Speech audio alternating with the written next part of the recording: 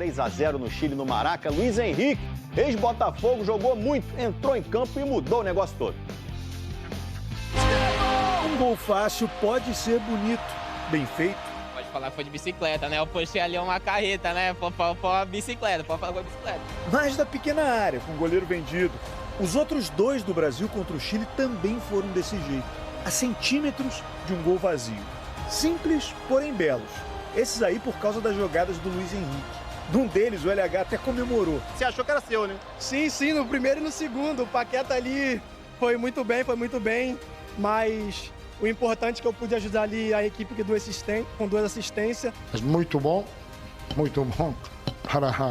o equipe nacional ter esses tipos de jogadores.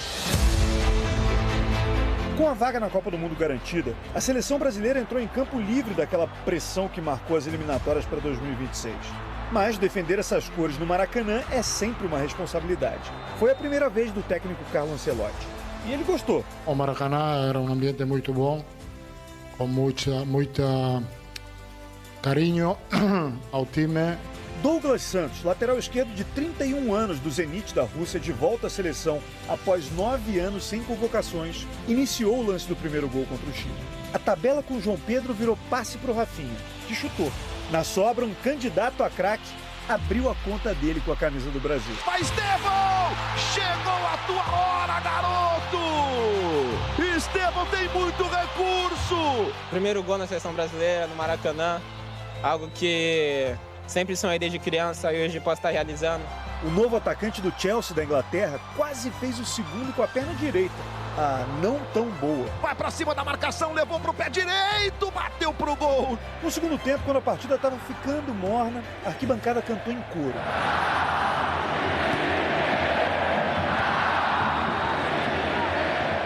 As aulas de português de Carlo Ancelotti têm dado resultado. Em meio à gritaria de 57.326 vozes, ele entendeu o nome de Luiz Henrique, atendeu ao pedido da torcida e mudou a cara do jogo. Eu pedi a Deus que eu pudesse ser o Luiz Henrique do Vale do Carangola, que jogasse feliz, que ajudasse os meus companheiros e que também jogasse para minha família que tá aqui no Maracanã me apoiando. Luiz Henrique tem um talento extraordinário nesse sentido, muito forte fisicamente, fantástico no jogo de 1 contra 1. Foi isso que ele fez no lance do segundo gol. Avançou pela esquerda, entrou na área e cruzou. Vai pra linha de fundo, top levantamento, Paquetá! E lance do Luiz Henrique. E que estrela do Paquetá! Menos de 1 minuto no campo de jogo. Um gol 40 segundos após entrar em campo. 10 meses após a última convocação para a seleção. Período em que o Paquetá foi julgado e absolvido das acusações de envolvimento no esquema para manipular apostas esportivas. Óbvio que o Paquetá, por a qualidade que ele tem que estar aqui com nós. É um grande mister, é um privilégio trabalhar com ele. Eu espero dar o meu melhor, espero que eu possa ajudar e eu vou estar sempre disponível para isso. Mesmo sem tocar na bola, o Paquetá participou do terceiro gol do Brasil.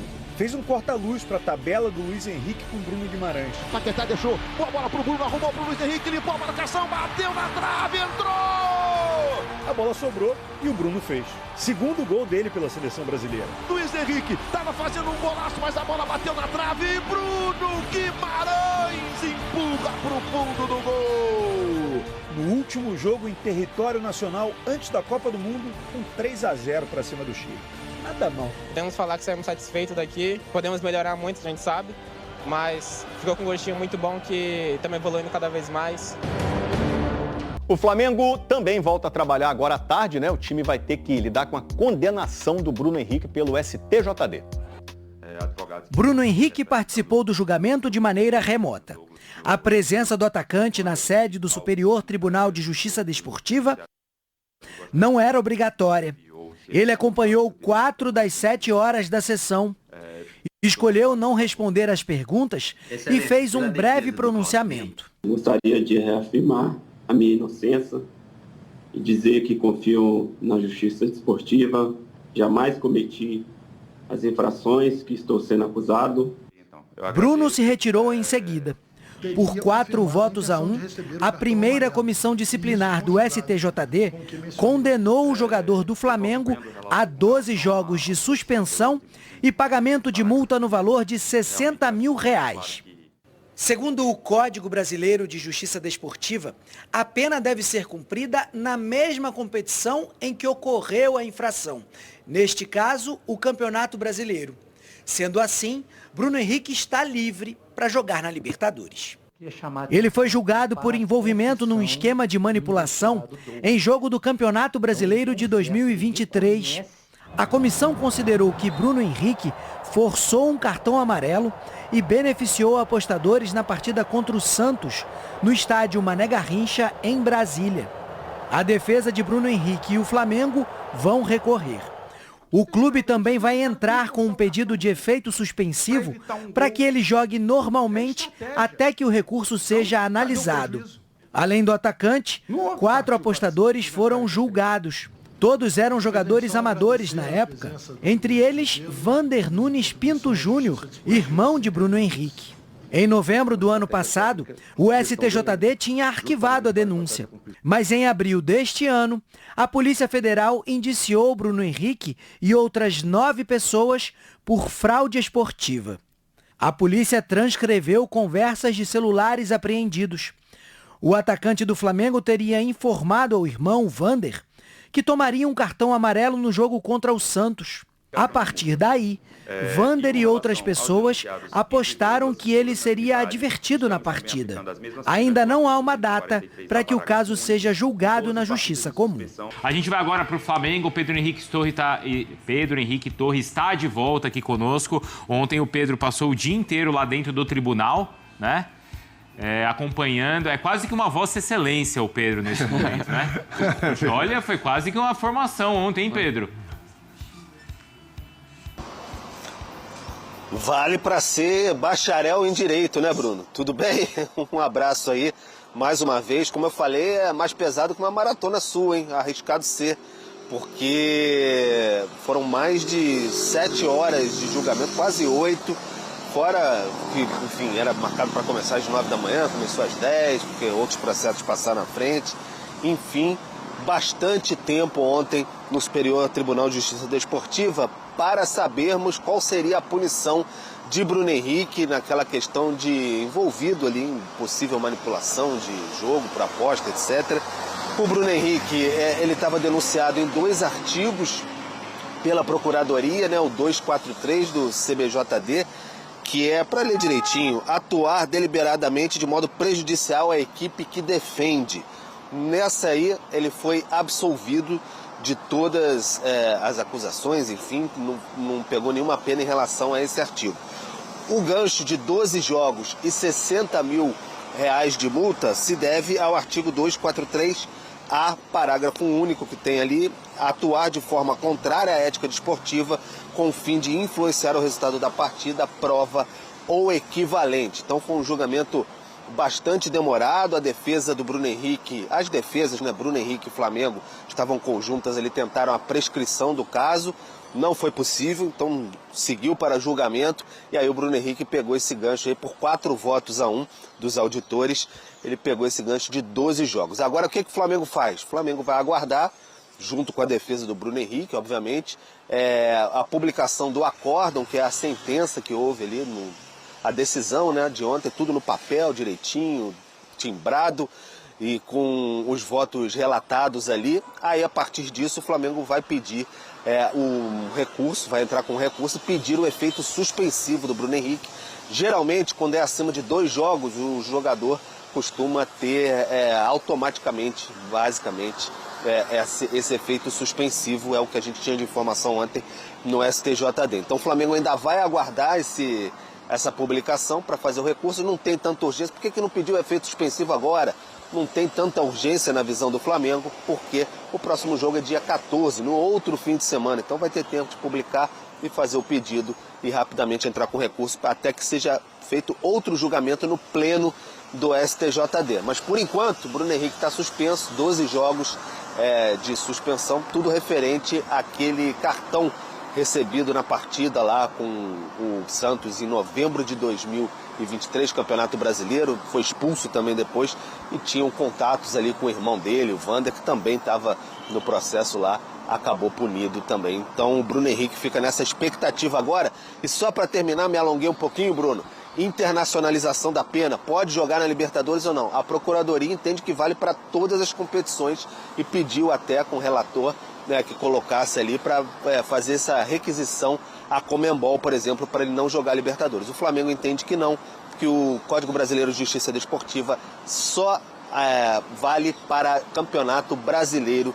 Então ele foi punido por jogos e não por dias. Então é essa a visão que vai ter que ser arrematada lá, né, definida depois entre as partes. Bruno.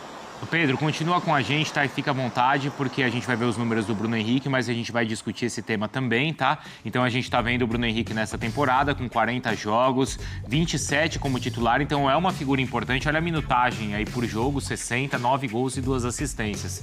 A gente tá recebendo aqui no estúdio o Andrei Kampf, que é advogado especialista em direito esportivo, e é importante a gente ter, claro, a palavra do Andrei e dos especialistas da justiça, porque é um tema tão complexo e existe tanta discussão, né, Andrei? Então é importante você trazer pra gente o que diz aí a justiça e também, claro, a sua opinião. Seja bem-vindo. Ô, Bruno, que legal estar aqui com vocês. Jailson, Donk, tudo bem? Acho que o Pedro foi bem no curso que ele fez. Foi, rápido, né? Extensivo de direito, foi uma aula. É magistrado. Foi uma aula. Mas ele acho que trouxe todos os detalhes, então, da pena e de como o Flamengo viu o caso, né? Sim. A maior dúvida que acho que é a grande discussão é o seguinte: ele pegou 12 jogos.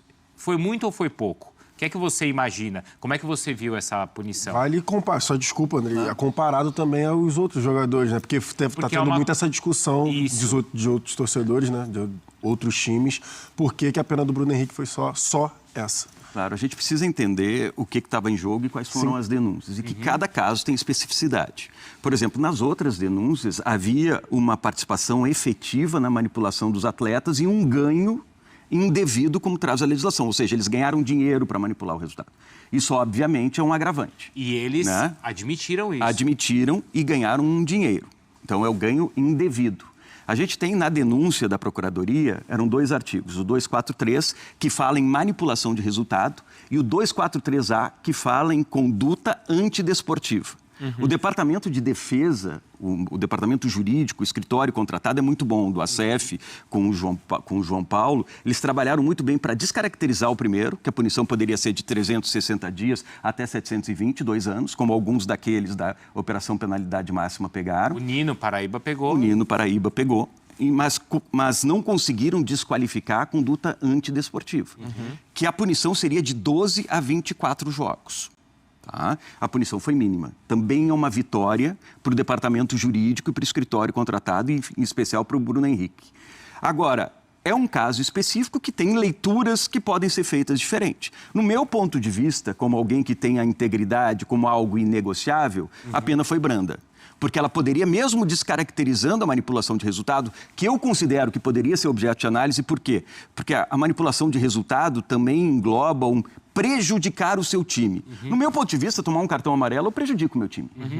Isso foi desqualificado. Isso foi entendido como não. Vamos desqualificar o 243 e colocar e analisar só o 243A, que é conduta antidesportiva. Então, conduta antidesportiva não pode negociar, não pode manipular, não pode forçar cartão amarelo. Está classificado, só que deu 12 jogos. Se a gente quer combater a integridade, a gente quer combater a manipulação de resultados e proteger a integridade do esporte, eu acho que era um caso emblemático para dar punição máxima, mesmo dentro desse artigo. Por quê? Porque a manipulação de resultados, a gente precisa entender, quando veio essa operação penalidade máxima que o Jailson lembrou, algumas pessoas questionaram que a punição seria excessiva. Eu discordo. Por quê? Porque a manipulação de resultado, ela atinge a integridade do esporte, que é a essência do esporte, que é o que garante a incerteza do resultado. A gente conversa, vocês debatem aqui no programa sobre o jogo de hoje à noite, porque vocês acham que o jogo vai ser decidido de noite. Claro. Se ele foi decidido na calada da noite, a gente está atingindo a essência do jogo. Sim, perfeito, né? Exato, né? Então, você entendeu que foi branda. Agora, uma outra discussão, não é, Dom? Desculpa de novo, mas só para pontuar que ele falou no máximo, no caso, 24 jogos, não 12. Não os 2 anos. Não, 24 jogos. Sim. 24 dentro da conduta antidesportiva. Isso. 243A. Mas você acha que ele deveria, então, pegar esses 360 ou 720 dias? Aí a gente precisa ter todos os elementos, porque a gente também precisa entender, e o Bruno lembrou muito bem, que os atletas punidos com 1 ou 2 anos, eles confirmaram e confessaram a manipulação de resultado e receberam de maneira indevida. O Bruno não há uma confissão e as provas talvez não sejam, e aí a gente precisa ter acesso à decisão e a todos os autos do processo, as provas talvez não sejam irrefutáveis. Para a gente condenar alguém de uma maneira definitiva, como 1 ano, 2, que pode acabar com uma carreira de um atleta, a gente não pode ter dúvida. A prova tem que ser cabal. Como talvez tenha sido o caso do Paquetá, onde ele foi absolvido por falta de provas. Exatamente. Tem que ter esse cuidado. Ele foi absolvido. Tem que ter muito esse cuidado, né? Porque é algo muito sério. A gente vai prejudicar o trabalho da pessoa. Exatamente. É o trabalho dele, é a vida dele. E, Andrei, uma dúvida assim que eu tenho, que acho que pode ser de muita gente também, é a questão do... que a gente está falando da justiça desportiva. O quanto que é um tópico também justiça comum, esse caso, além da questão esportiva? Isso é muito importante. O que a gente precisa entender é que em casos do esporte, muitas vezes correm 2 processos paralelos que são independentes. Um que é do Estado, do movimento estatal, porque há um crime tipificado, inclusive, na Lei Geral do Esporte. Então, o Estado tem o dever de agir. Manipulação de resultados passou a ser crime no Brasil, dentro do esporte, por causa do Brasileiro de 2005.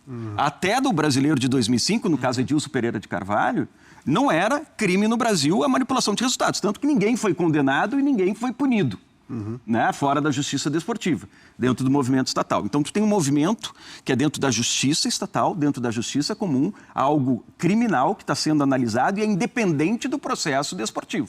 Então, essa decisão do processo desportivo não vai pesar em absolutamente nada no processo que corre na justiça criminal. Agora, se a justiça criminal trouxer elementos novos, esse caso pode ser reavaliado depois pela justiça comum com fato novo. Mas não pesa, então, uma decisão onde talvez um artigo importante foi desqualificado. Isso não pode pesar na decisão da Justiça Comum? Eles vão analisar todas as provas que tem, inclusive esses documentos que são públicos. Eles podem solicitar, e há hoje um movimento importante de comunicação entre esse sistema privado do esporte, que é a Justiça Desportiva, com o sistema estatal, que é o Estado.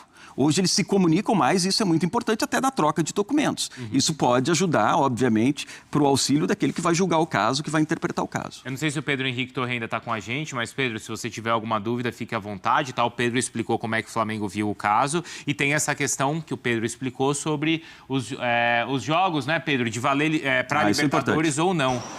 Eu queria que você esclarecesse isso para a gente, Andrei. Agora vai ter, então, o confronto do Flamengo contra o Independiente, né? Independente, né, Pedro? Estudiantes.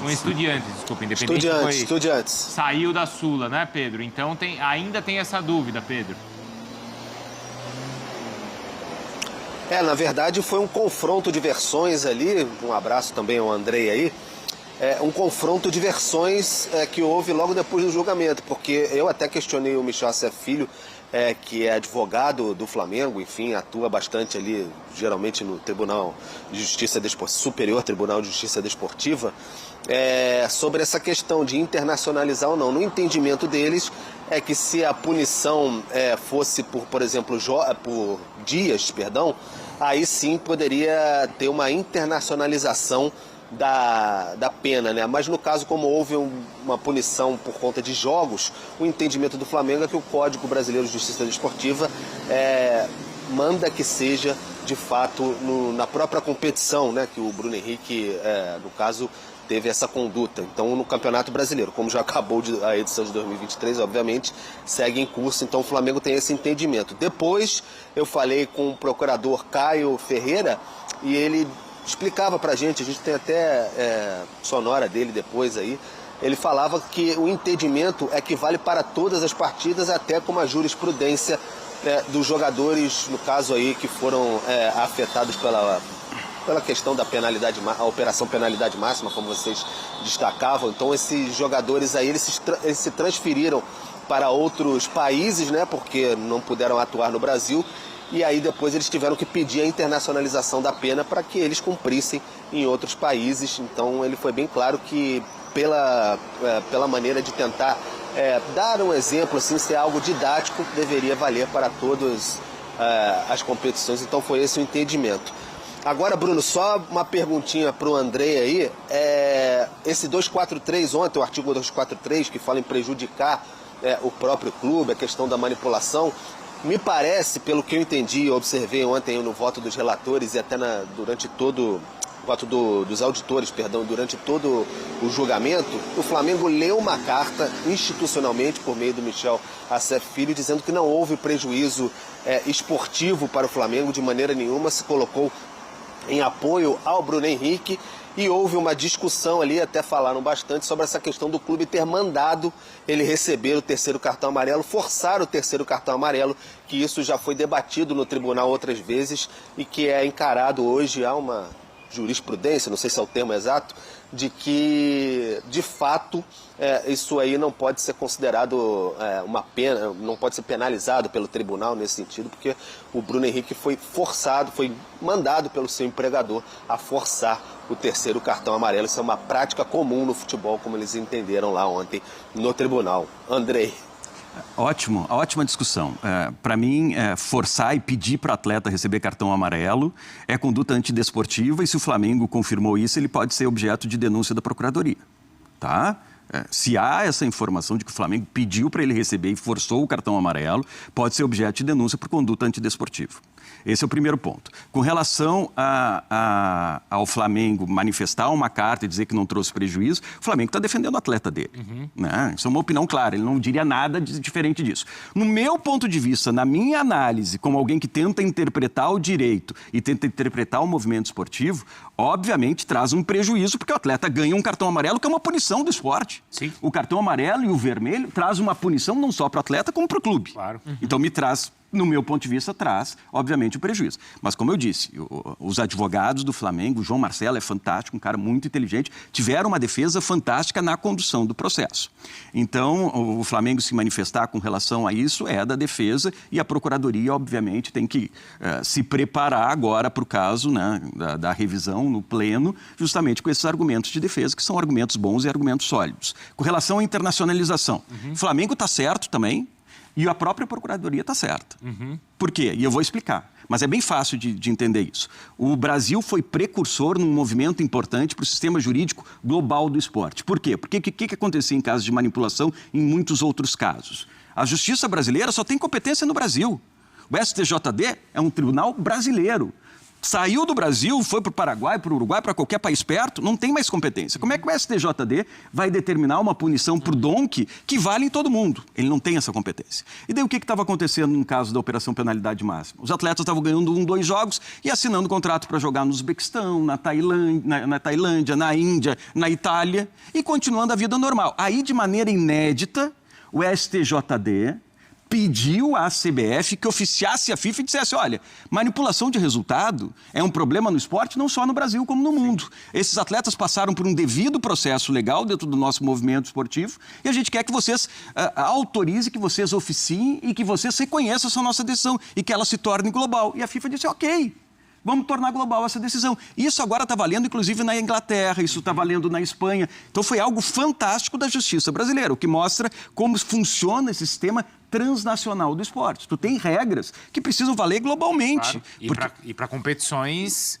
internacionais. Então, nessa Conmebol, agora, na Libertadores, essa decisão do STJD não vale nada. Não vale. Não vale. O que vai acontecer? O STJD precisa pedir à CBF que oficie a FIFA e a FIFA avisa, olha, esse atleta está suspenso por 12 partidas.